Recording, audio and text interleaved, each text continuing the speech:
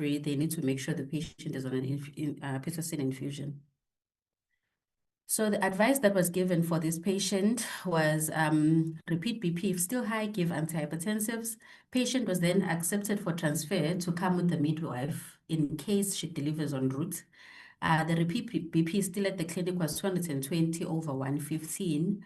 The patient was given Adalat and Aldomet 1 gram stat, and she was also loaded with magnesium sulfate. So then the patient delivered while still at the clinic. Twin 1 was delivered at 4:20. Twin 2 was delivered at 8:10. So you can see the time difference there. The repeat BP after they've given the antihypertensive was high 155 over 96. So then she comes to you. You see her. The BP is 153/94. Pulse of 104, sets are 96 on room A.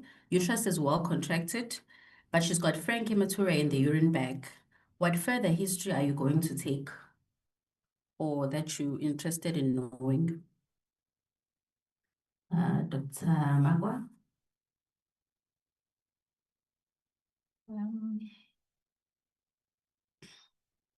So I assume she's GCS pituitary for so can take a history from her.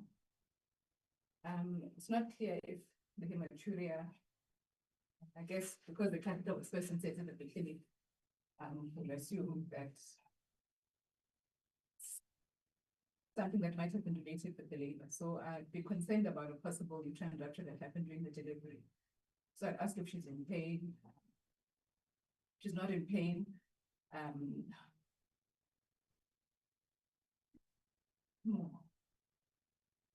What's running through my head right now is mainly the uterine rupture, because she did have quite well, the history itself. What further history would you take? What else do you want to know? You said you want to know whether they. What did you want to know? If she's in pain, that indicates. Yeah, that's the first question. You see, are you in pain? Anything else that you want to know? If she's noticed hematuria before, or if this is happening for the first time, now that she's just delivered. If how she has been for the past, few days before delivery, if she's been noticing that she's got limb swelling, if she's been having any problems with breathing, is there any fever in the past couple of days? History, just her history in general. Okay. Just medical history, previous surgery. So we can go back to the, because, okay, the BP, we can accept the pulse is slightly elevated. So maybe you can go back to her antenatal history. Is she booked? Where was she booked? And how many visits? The other previous pregnancies, or the check, the booking bloods, HIV, booking HB, syphilis, and then the previous pregnancy, the previous obstetric history, if the previous NVDs, previous history twins, the Caesar, when was the Caesar, and the indication. What was the indication for the Caesar? And yeah, if she was also a non-hypertensive antenatally, if she was in treatment, and if she was controlled, and then maybe ask about the symptoms just prior to presenting. She presented with a rupture of membrane, so I'll ask if maybe there was a headache, if gastric pains, maybe shortness of breath. Yeah, and then maybe check the circumstances around delivery by looking at the book. What at the clinic, did she have PPH?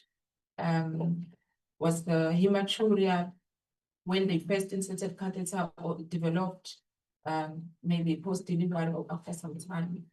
Okay, we're gonna move right along. So with the history, you want to know about the current pregnancy, as you've mentioned. She's a para 3, gravida 4. She was booked at 13 weeks by dates. The height of fundus was larger than dates. RH negative. There's no significant past medical history. She's a previous Caesar ×1 that was followed by a successful VBAC ×1. No history of GDM or hypertension. She didn't have any complications in the previous pregnancy. normal BMI, and she had a normal booking BP. Okay, so the history that we got, she was referred to Mahatma Gandhi from the clinic as a high risk because of twin pregnancy. The last day at Mahatma Gandhi was actually a day before she presented to the clinic. She was 35 weeks. She had a BP of 146/94 with 2+ proteinuria. I'm not sure if this was missed, but then she was called to come back after 2 weeks. So what is your differential diagnosis for frank hematuria, Dr. Mugoni? Initials could be a traumatic recession of the catheter. And the other differential could be uterine rupture, as you mentioned.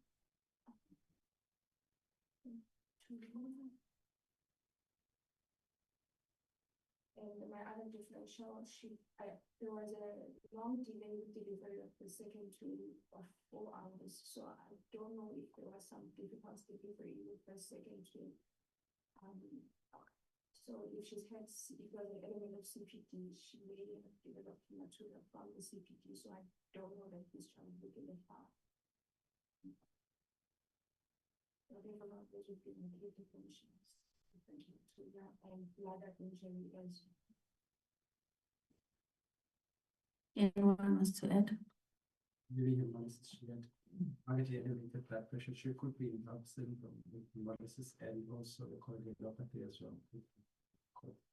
Or unlikely to have lysis in the bladder or maybe an infection of sperm, as an example. Those could be. Okay, so the differentials was a uterine rupture with bladder injury, acute kidney injury, or DIC. So what is your immediate management and how will you differentiate between the conditions? I think Dr. Mguni has covered how to differentiate between the conditions. So what would be your immediate management, Dr. Mamalo?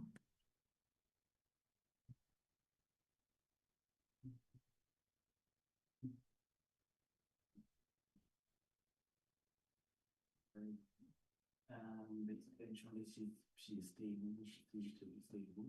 Then basically we can take some blood, which will help us in terms of differentiating on our other different transformations such as heart failure. If we have some blood, like HPC and ALT/AST as well as the LPH, and also if it's heart syndrome, probably she's having hematuria as a result of the hemolysis.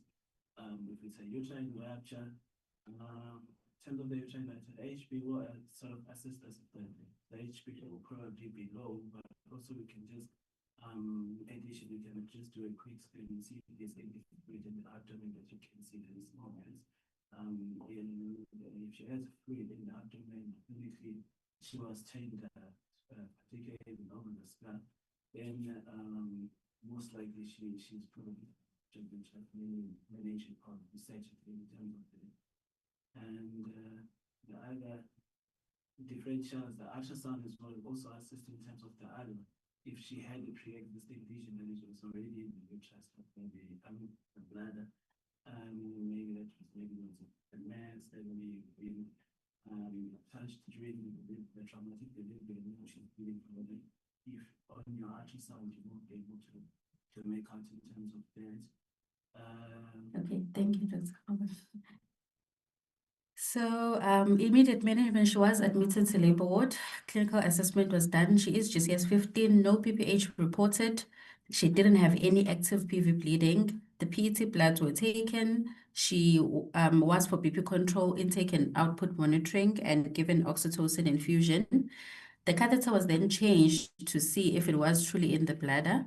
Ultrasound was done of the pelvis, just a bedside ultrasound to check if there's any signs of uterine rupture, and test for a bladder injury. So how would you perform a bladder leak test, bladder injury leak test, Dr. Hadebe?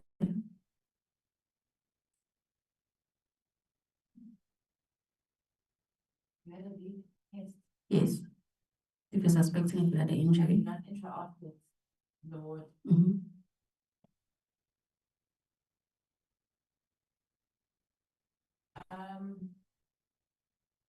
This is a guess. I've never had to do a DNA test. Okay, when you're in theater, how would you do it? Theater, you would fill up bladder.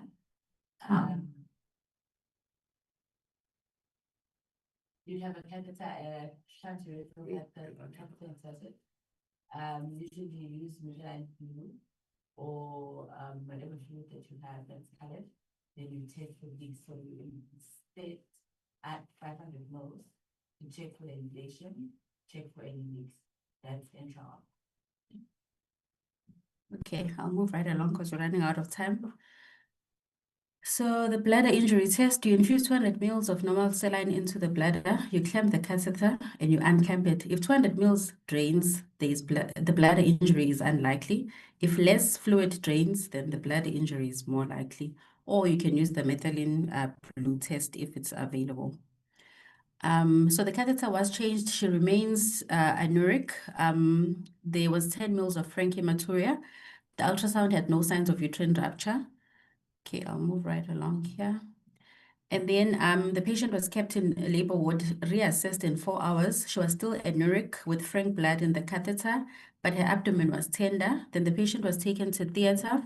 The bladder was reflected down, the uterine scar intact, there was no rupture. The bladder injury test was done. The bladder was intact, there was no leaks.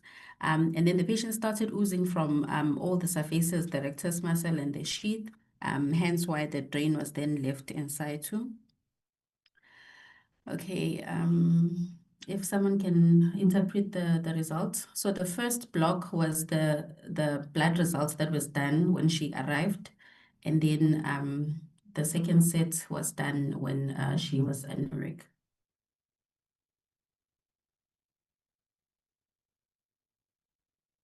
So she's anemic. She dropped her HB from 11 to 9.8. Together with that, that's a biocytopenia. She's a platelets of 46. Urea, she's got a renal impairment. That would be a grade 1. If there's no pre-existing. So from baseline, the creatinine almost went up by 1/3. So it's a grade 1 AKI. And she's got HELLP syndrome, elevated AST and ALT with no. And fibrinogen is low with an R of 1.2.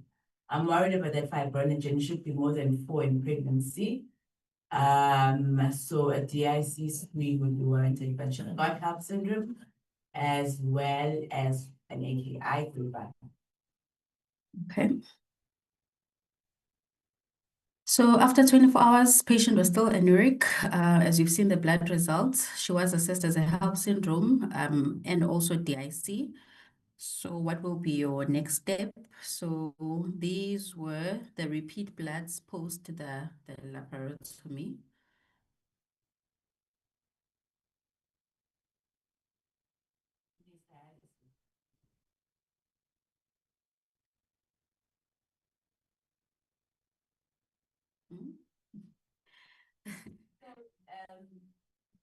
She's in HELLP syndrome with acute kidney injury, secondary to the PreEclampsia with severe features, and has DIC.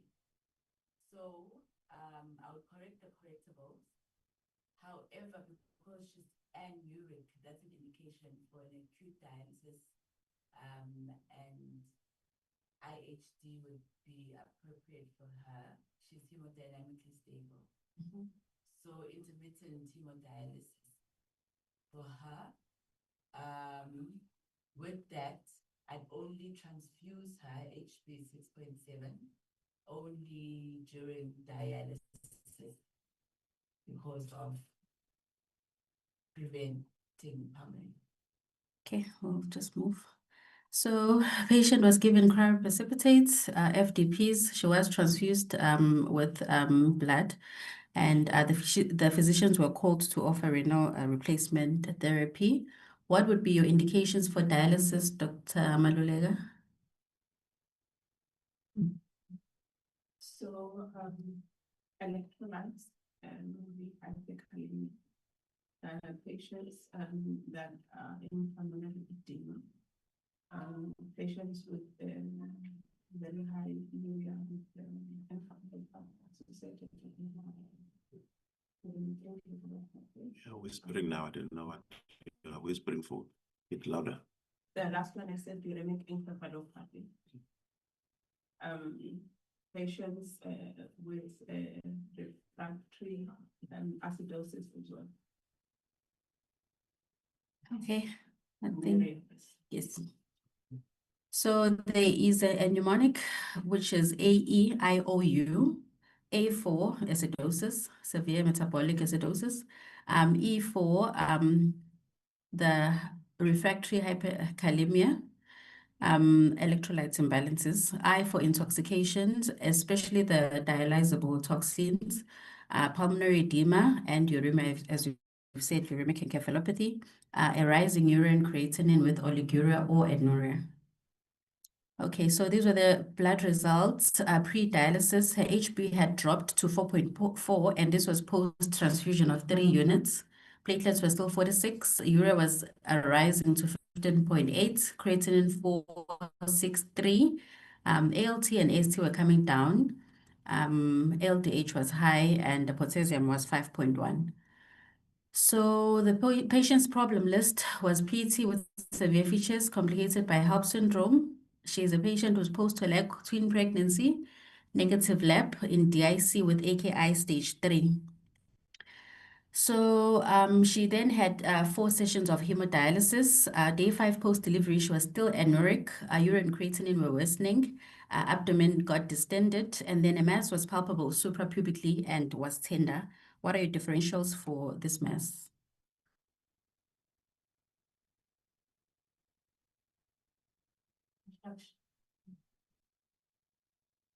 Let's go to Ngomalo. Most patients, the patient is blind, she see like she has a scar or something like ended up with leg. So most likely that mass may be one of the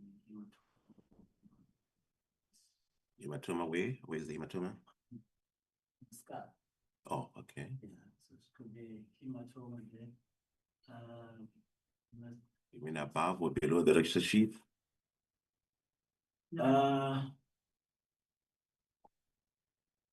Peritoneal sheath, bladder peritoneum. Sorry?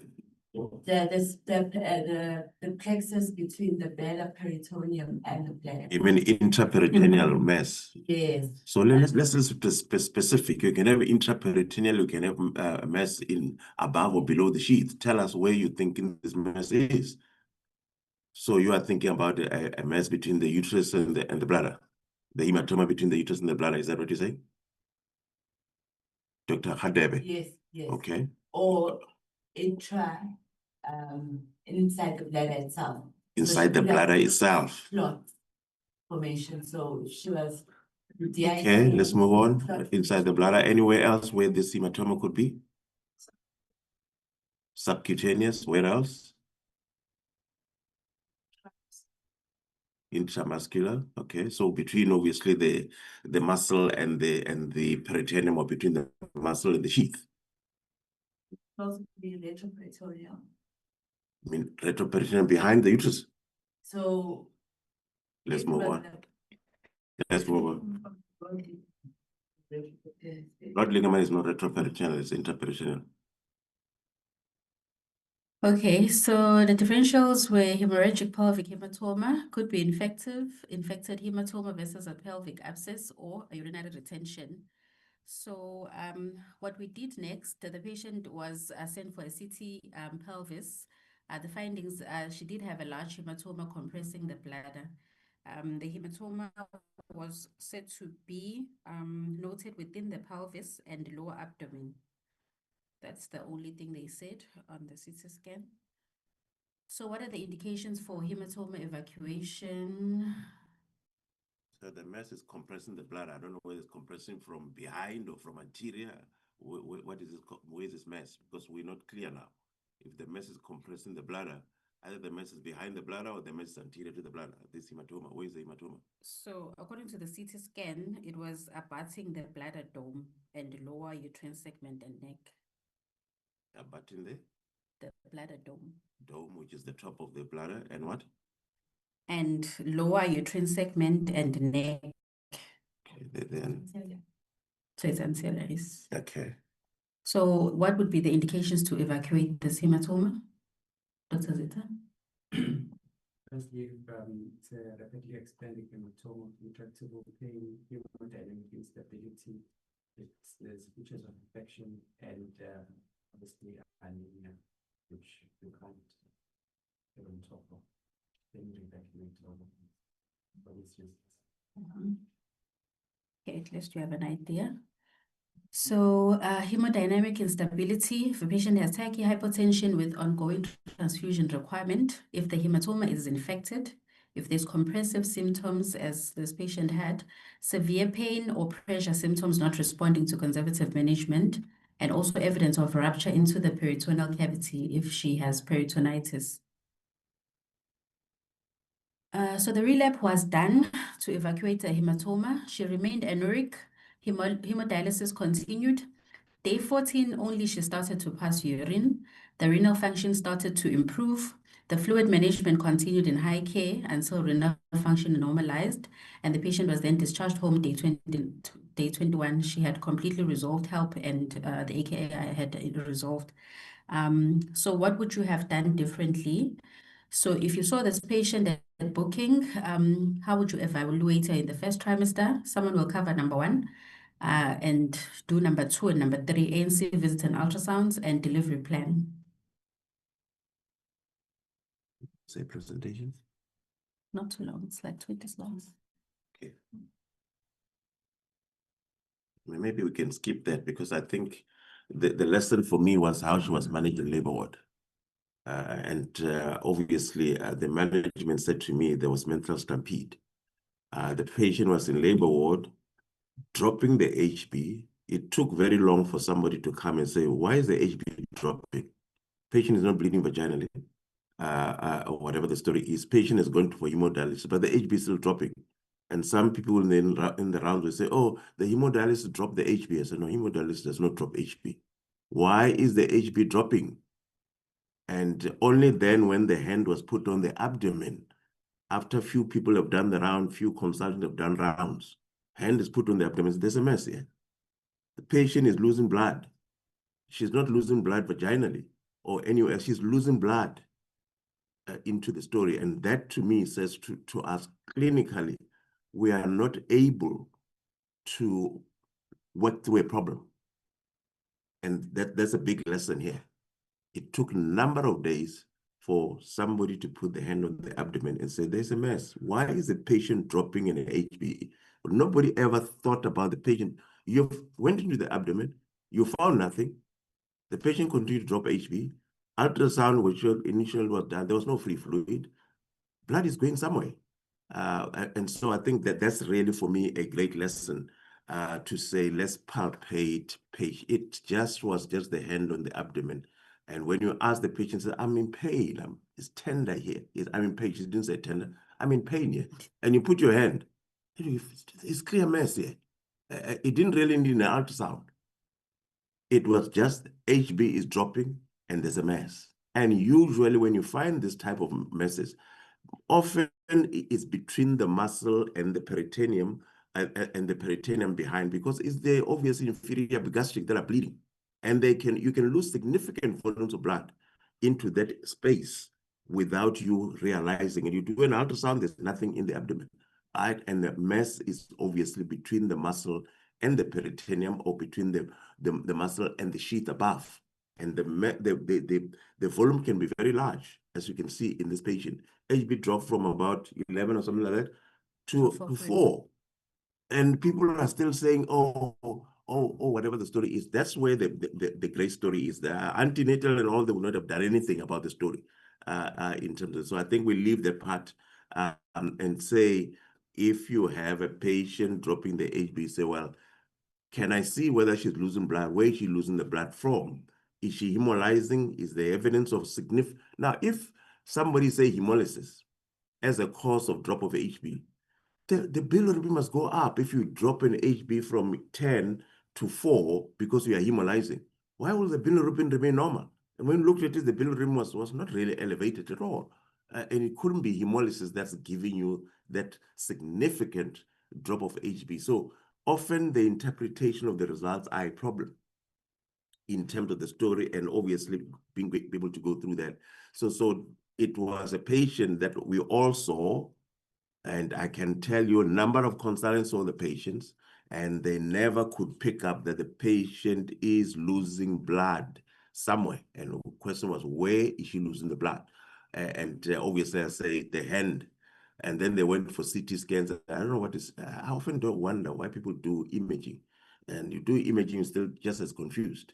I mean, if you find a mass and the HB is dropping, you need to go to the mass. Well, what are you doing the picture for? It's just a photograph.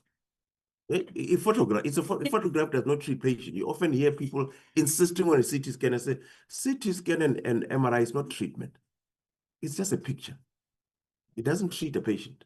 You've got to be able to say, is this going to say to me, don't open the patient or not? Is it going to say don't open or not? That's what the question we need to be asking ourselves. Yeah. Can it not extend posteriorly to the retroperitoneal space, compressing Compressing what?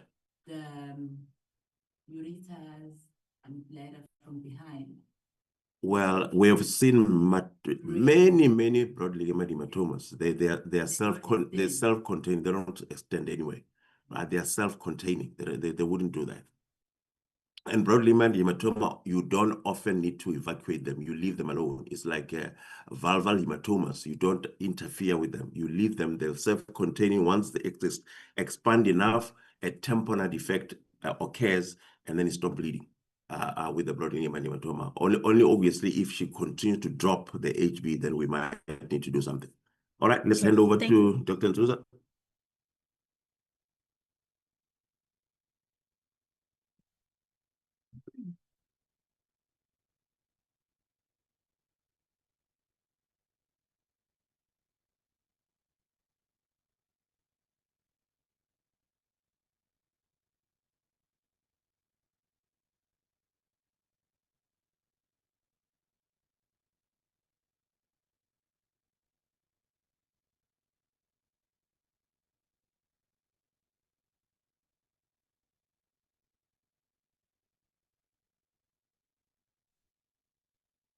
Good morning, everyone. I'm Dr. Nzuza, and I'm going to be sharing a theory on our case. So for today's case, we decided to discuss around acute kidney injury in pregnancy, and my supervisor was Dr. Valashia. So as introduction, acute kidney injury is a sudden decline in the kidney function. It occurs during pregnancy due to unique physiological and pathological factors. It is associated with significant maternal and fetal morbidity and mortality. Pregnancy-related acute kidney injury is a public health problem, and it is a significant cause of maternal and fetal morbidity and mortality. The worsening of renal function can result in a chronic kidney disease and sometimes end-stage renal disease. It can also result in adverse cardiovascular events, higher healthcare utilization, longer hospital stays, and ICU admissions if not treated well. So in terms of the epidemiology, the incidence of pregnancy-related acute kidney injury is increased as a result of increase in pregnancies at an advanced maternal age, but it is substantially more common in low to middle income countries with limited resource centers. So to just look at the renal changes that happens in pregnancy, there is increase in the blood volume, a decrease in the systemic vascular resistance, an increase in the cardiac output, increased plasma volume, and as a result, an increase in glomerular filtration rates with about 40 to 60%. And then there's also an intrarenal vasodilation that happens, and a reduction in the serum creatinine, and as well as a physiological hydronephrosis that can happen. So the definition and classification, it is defined as an abrupt decrease in the kidney function. It can be classified as pre-renal when there is decreased perfusion to the kidney, and we can the mechanism of action that results in the pre-renal kidney injury is there's reduced renal perfusion, and then the kidney reabsorbs more of the sodium and water with an increased passive reabsorption of the urea. This then results in the BUN rises disproportionately to the creatinine and causes the urea to creatinine ratio of more than 20:1. This is how we can check if the results that we are getting are due to a pre-renal or other causes. Then the intrinsic renal is due to the renal parenchymal damage, most likely the acute tubular necrosis or nephritis. We can differentiate this from the pre-renal with the urea to creatinine ratio of between 10 to 15, which is a normal range. And the mechanism is that there's a tubular damage that results in the urea and creatinine rising together. And the post-renal is most likely due to obstruction, and the ratio here can be variable, could be more than 20 at the beginning, then normalizes over time as the tubular damage develops. There are other ways to classify that we can get back at if we have time. This is the ratio that I was speaking about that can help to differentiate the pre-renal versus the intrinsic renal causes. You look at the blood urea nitrogen versus creatinine ratio. So you divide the urea nitrogen over creatinine. This is done with measured in milligrams per deciliter. And I've found conversions that can assist us into converting urea into blood urea nitrogen. So you times the normal urea that we usually get in our blood labs by 2.8, and the creatinine is usually measured in micromoles per liter, and you divide that by 84 to get the milligrams per deciliter. So the causes per pregnancy gestation that we can look at. In early pregnancy, it is due to septic abortions, hyperemesis gravidarum, and in rare cases when the patient has had glomerular nephritis prior to pregnancy.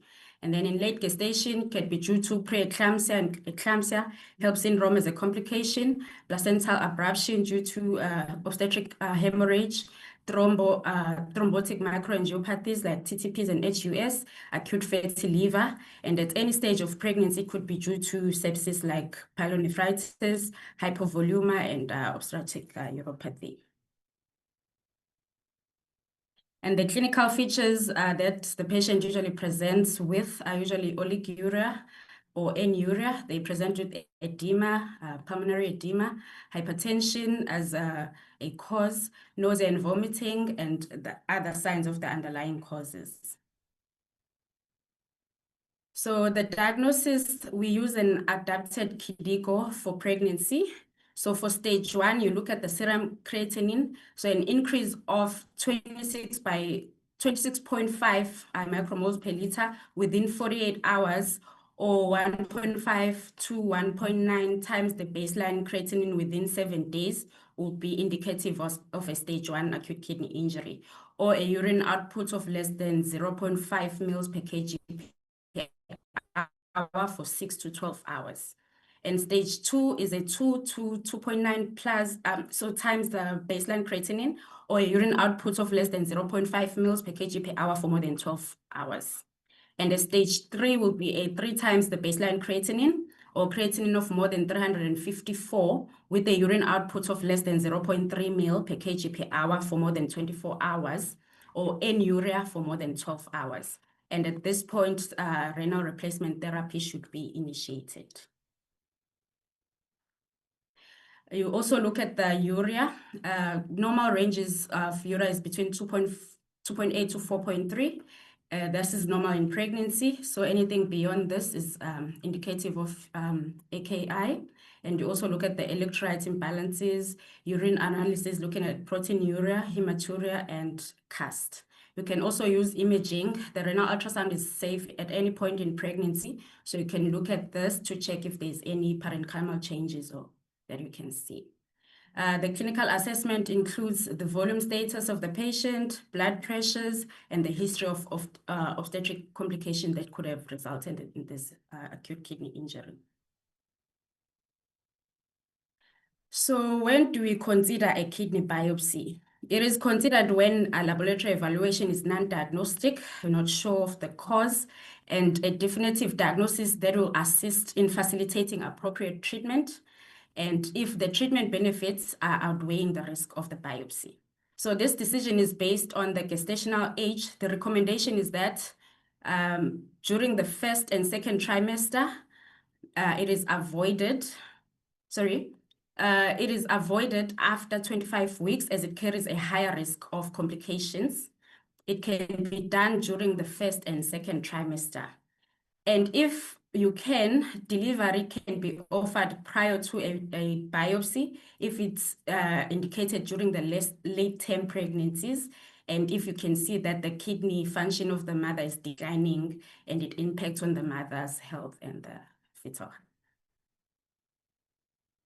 So the biopsy complications, it is major bleeding requiring transfusion, can complicate by embolization, severe obstetric complications, early preterm delivery, and fetal death. So then look at the management of the acute kidney injury in pregnancy. It involves multidisciplinary care with obstetricians, nephrologists, and neonatologists. It is important to identify and treat the underlying cause, optimize the maternal hemodynamic status, and fluid and electrolytes are balanced, avoid nephrotoxic drugs, and dialyze if indicated. So then we'll look at the specific causes, and like our case had acute kidney injury in preeclampsia. So the pathophysiology of this, it happens due to endothelial dysfunction, vasospasm, and renal hyperperfusion. There's then microangiopathic hemolysis, fibrin deposits in the glomeruli that result in the thrombotic microangiopathy. There's also a hepatic dysfunction that precipitates a systemic inflammatory response. This then leads to the acute tubular necrosis or cortical necrosis. This is a flow diagram explaining how the pathogenesis of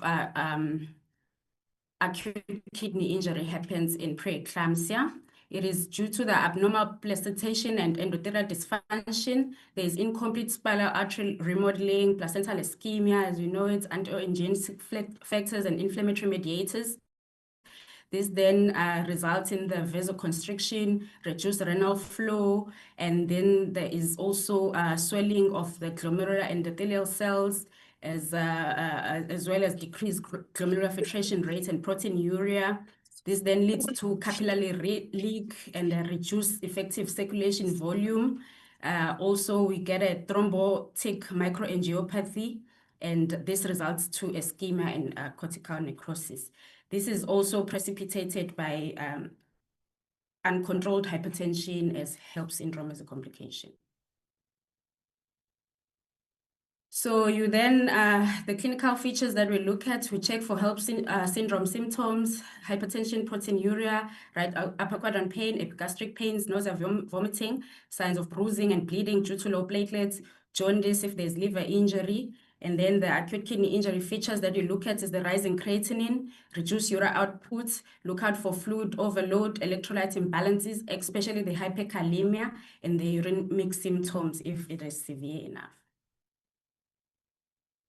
And in terms of the investigations, as we have mentioned, it's the bloods, the smear. You can check FBC and ascertain if there's low platelets or schistocytes on the peripheral smears. You look at the LFTs for increased AST, ALT, and LDH. You then monitor the renal function. You also check the coagulation profiles, as these patients may be in DIC, as we have seen with our case. You check the urine for proteinuria, hematuria, and cast, and you can use imaging, the renal ultrasound, just to ascertain how severe it is, if there is acute tubular necrosis, and also to exclude obstruction as a cause.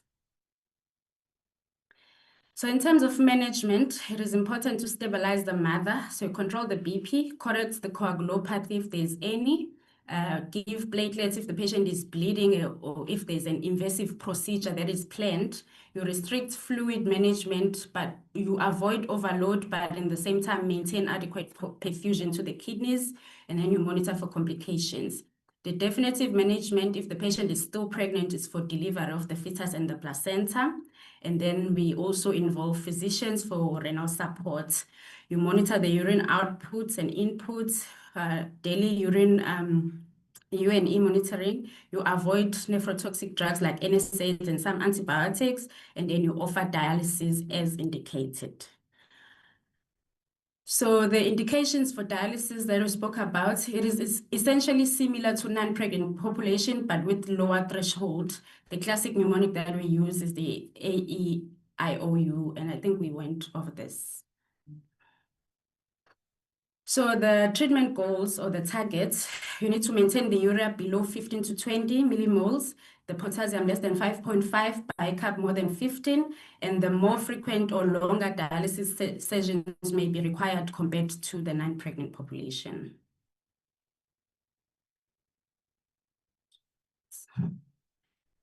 So for preventative measures, it is important to initiate early antenatal care for prompt treatment of infections, as they could be a cause, prevention and management of preeclampsia, safe obstetric practices, and adequate hydration during pregnancy is necessary.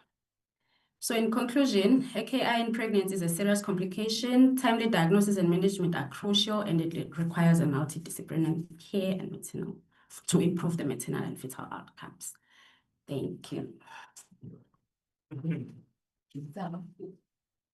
Thank you, Dr. Mzuza. I don't know why you're hyperventilating. Oh, what? You're a slate? Yes. Oh, okay. All right. We're about to release them. Any other comments or additions? I wasn't sure myself why. Yeah, I'll come to you just now. Yeah. Why the patient had a frank hematuria. I mean, frank hematuria often is consistent with a traumatic kind of a story where you're bleeding. I mean, if you just have ordinary AKI, you shouldn't really have a frank hematuria unless they traumatize, something was traumatized in terms of that. But anyway, somebody on the line? Can I make a comment? Can you hear me? Yes, Dr. Lamfang. Yeah. Thank you for that presentation. There's certain things that troubles me. Firstly is that I think this patient was managed, full well knowing that she was a twin pregnancy, higher for, the height of fundus was greater for gestational age, etc. But on that one visit, where her blood pressure was above 90 diastolic with 2 pluses of proteinuria, she was then told to come back in 2 weeks' time, full well knowing she was a twin pregnancy and obviously run the risks of an increased incidence of preeclampsia with its complications setting in. So obviously, I think they should have, at that stage, referred the patient more to a tertiary institution for more invasive, to look at the blood parameters and even commence antihypertensive therapy. Then the comment was made that if a patient, the patient was presented as being fully dilated, and then the registrar says, well, they've got to determine whether she's now imminently deliverable. I think it's very difficult because any patient fully dilated, right, you don't know when they're really going to deliver. So they are imminently deliverable. You shouldn't be assessing whether they're imminently deliverable or not. The third issue is with regard when the patient came in to assess for bladder integrity. I think a simple test as when a patient comes in and you're worried whether there may be a bladder injury, is on your Foley's, you just put in 200 ml of saline, you run it through in, you wait for about 2-3 minutes, and you drop it down and see whether the 200 ml drain out. If it does drain out, then it's most probably the bladder is intact. It's not that obviously there's a rupture in the bladder. Now, if you recall, Cliff, in our days, when we saw these patients, we were always reminded that the urine looks like Coca-Cola. And sometimes this altered, dark, bloodish urine, people say it's frank hematuria, but when you critically look at that urine, it's like Coke. And that was one of the features where you had patients with severe preeclampsia having this issue of this hemolysis resulting in alteration of blood, giving you this picture. So I think I'm not clear whether it was just frank blood in the catheter bag, or this dark blood that looked like Coca-Cola. And that will be indicative of more kidney injury rather than bladder injury. Then the issue regards the laparotomy. I'm not clear why they took the patient in for a laparotomy. And if they did take the patient for laparotomy, because they said they wanted to exclude a rupture or injury of the uterus, then they also said that they would do an ultrasound and look for features of uterine rupture. So I don't know what features they're going to look on the ultrasound for uterine rupture. And secondly, what was a true indication for going into with the laparotomy on this patient? If it was to exclude a bladder injury or rupture, then I think there were other ways to do it non-invasively than opening up the patient. And then again, as mentioned by the individual, if they need to do any invasive procedure in a patient who's got acute kidney injury and a DIC, you need to correct bladder parameters. So I saw the platelet was 45, 52 or something, but was the patient adequately resuscitated with regard to correction of the coagulopathy when they went in with a laparotomy? I'm not very clear from that. And then again, I think when you have a lesion in the broad ligament, it is extraperitoneal.